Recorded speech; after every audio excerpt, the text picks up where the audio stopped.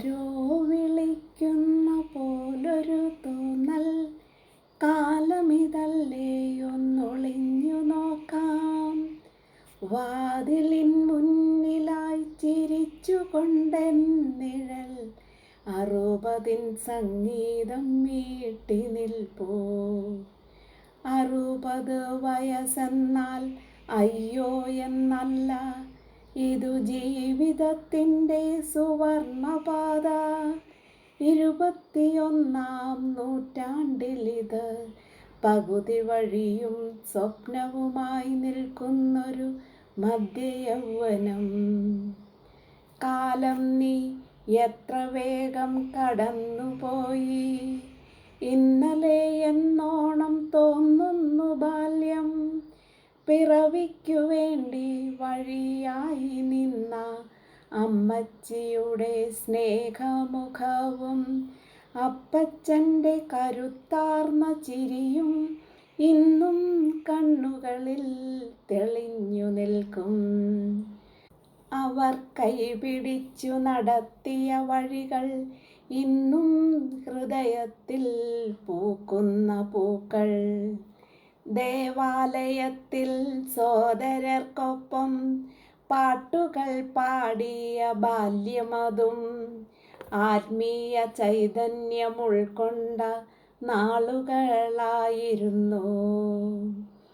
പുലരിയിലെ തണുപ്പിലും കുളിക്കുവാനായി പുഴയിലേക്കെന്നും ഓടിയതും, ചോറിൻ്റെ പാത്രം ഓടയില കൊണ്ട് തേച്ചു വെളുപ്പിക്കും മത്സരവും, കർക്കിടകത്തിലെ തോരാമഴയത് നാച്ചുറൽ വാട്ടർ പാർക്കായിരുന്നു.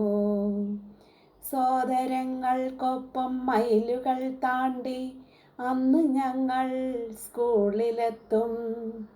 അന്നൊക്കെ ഞങ്ങൾ വഴി നടക്കൽ ചാമ്പ്യന്മാരായിരുന്നു. പാദരക്ഷയ്ക്ക് ഉറപ്പില്ല എങ്കിലും സ്വപ്നങ്ങൾ കൊണ്ട് ലക്ഷ്യത്തിനുറപ്പേകി.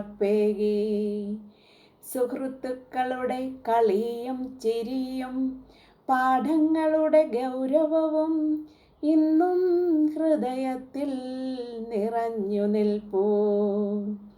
ഒരു പൊതിച്ചോർ വേൾഡ് കപ്പ് ട്രോഫി പോൽ പങ്കിട്ടിരുന്നതും എന്തു രസം.